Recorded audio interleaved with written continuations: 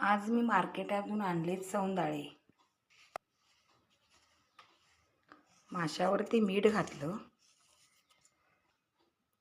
मसाला घातला, आंबट लागण्यासाठी मी कोकमचं अगूळ घातलं. अशा प्रकारे मी माशांना मीठ, मसाला आणि अगूळ लावून घेतला. आता थोडा वेळ मी लावून ठेवणार आणि तव्यामध्ये फ्राय करून घेणार. मासे फ्राय करण्यासाठी मी तव्यामध्ये तेल टाकून घेतलं. माशाला छान मीठ लावून पीठ लावून घेतलं आणि तव्यामध्ये फ्राय करायला टाकलं.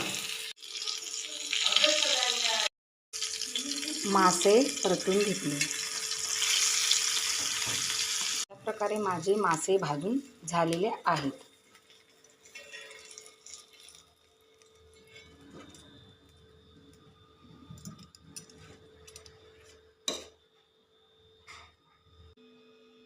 मासे भाजून तयार आहेत. व्हिडिओ आवडला तर सबस्क्राईब आणि लाईक नक्कीच करा.